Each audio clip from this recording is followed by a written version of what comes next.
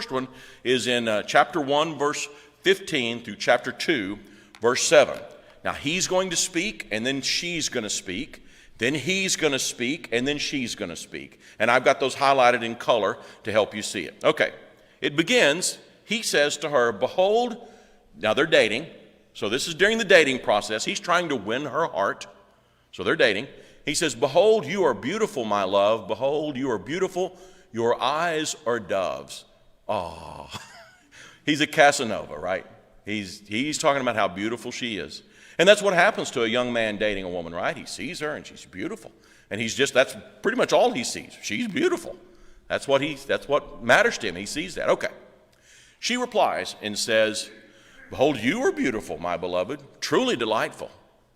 Our couch is green, the beams of our house are cedar, our rafters are pine.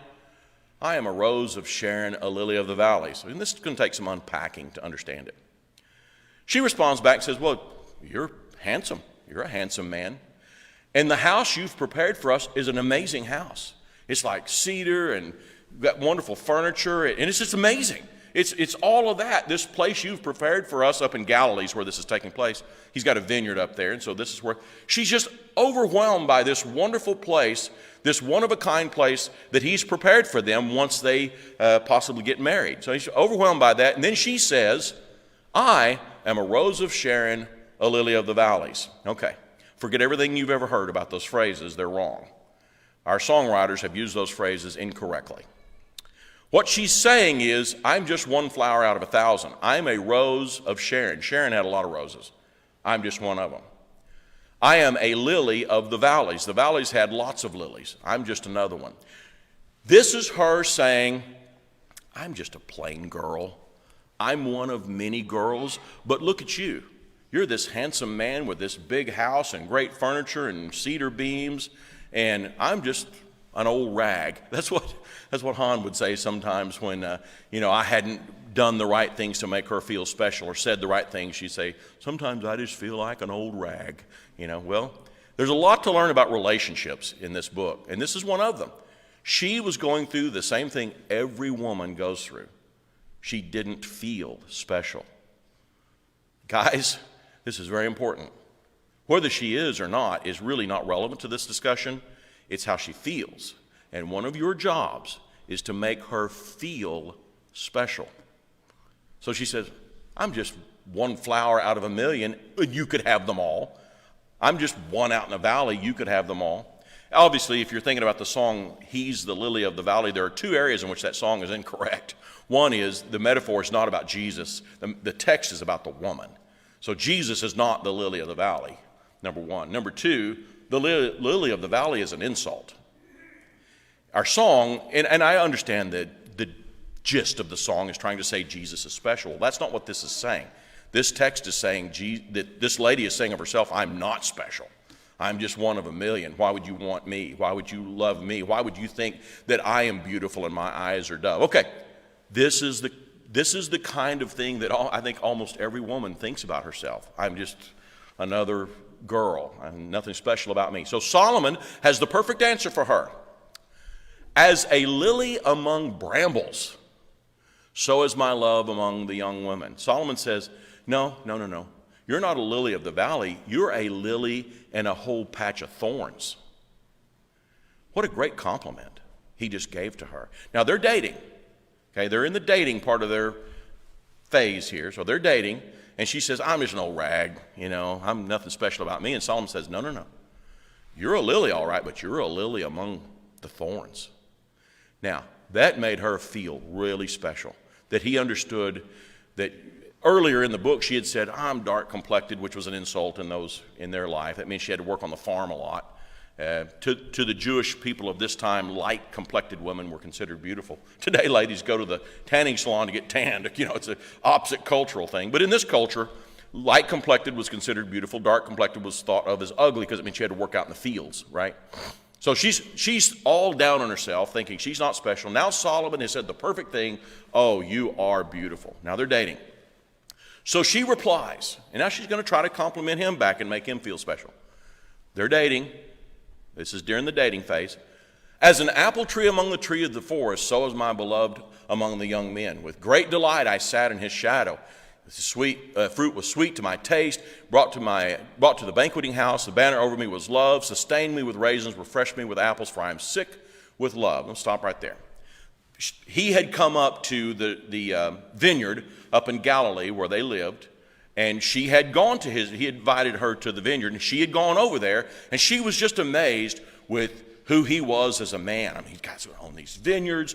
The fruit in this vineyard is great. She's just overwhelmed with what he is. And here's the problem. She begins to get a little bit too far in her admiring him. There's a key phrase here that's repeated several times in the Song of Solomon, and it's a phrase that essentially means she has become sexually excited. And I'm careful in how I say that, but that's what this phrase means when she says, his left hand is under my head and his right hand embraces me. She's become very excited, thinking of him and who he is. He said all the right things, and that's where she's become. Girls, listen, there will be guys that come along that know exactly what to say and when to say it, and you will find that very pleasing.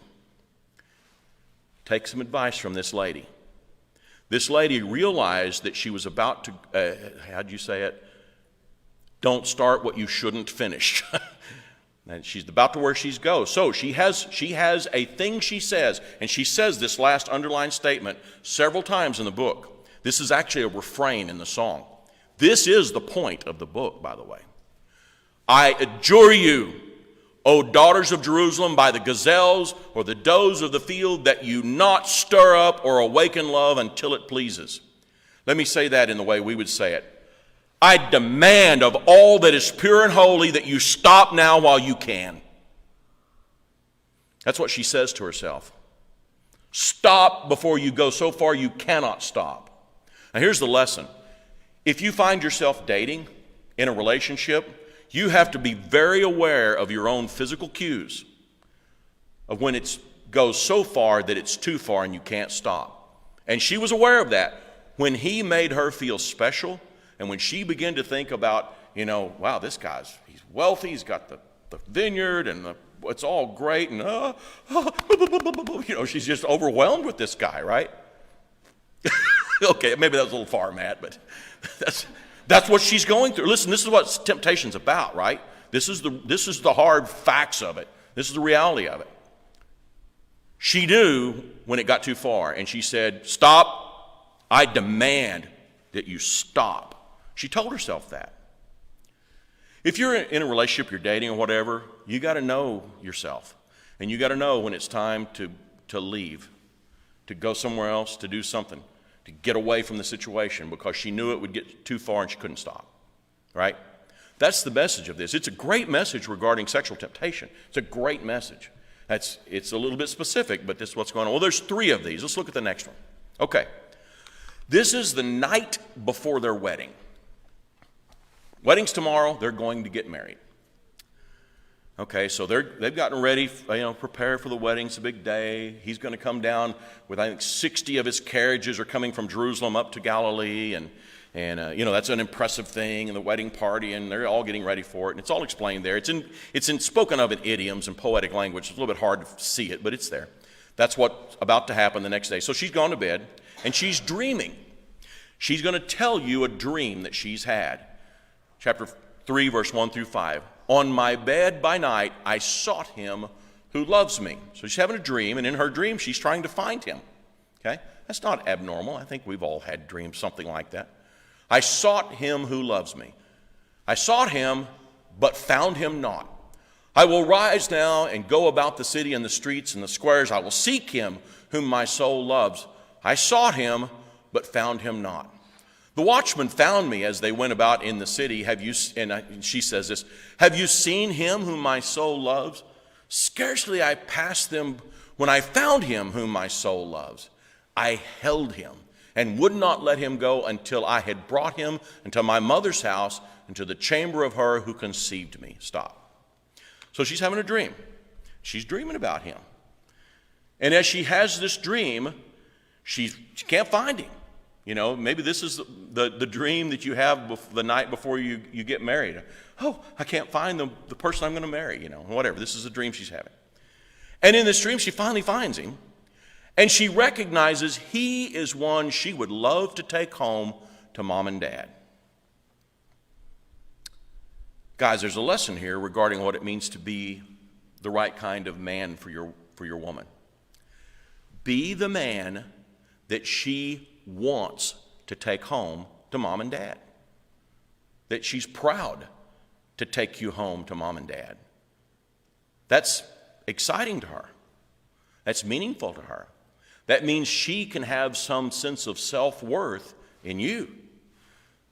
And of course, that means different things in different cultures to some respect. It certainly means, that you would be the kind of man that her mom and dad would say, yeah, this is a good fellow. That's the kind of men we should be, because that's what she needs, specifically the Shulamite. That's what she needs. And that's this dream, this fantasy that she's having. That's what's going on here. All right. She realizes it just went too far. I adjure you, O daughters of Jerusalem, by the gazelles or the does of the field, that you not stir up or awaken love until it pleases. Until it pleases means till you're married. There's a time for it, but the time is not now. Young people especially, but everybody, it's quite normal to have dreams like this, to have fantasy dreams. That happens. It's part of how God created us. If we didn't do that, we would probably never seek our marriage partner. It is part of how God created us. Don't let yourself think that somehow I'm polluted because that happens. It's normal.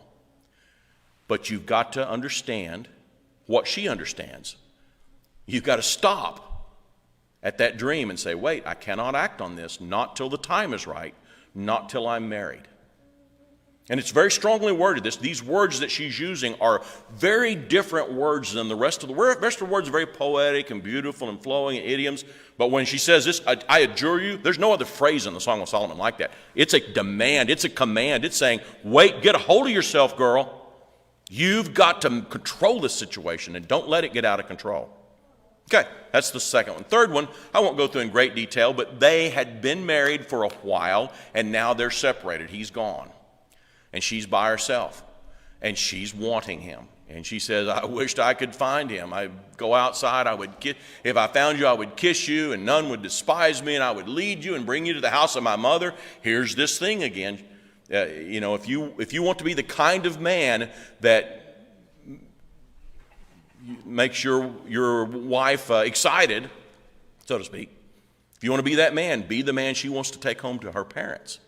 And that would be in a perfect world. I'm sure there are situations where that's not the case. But in a perfect world, that's what it would be.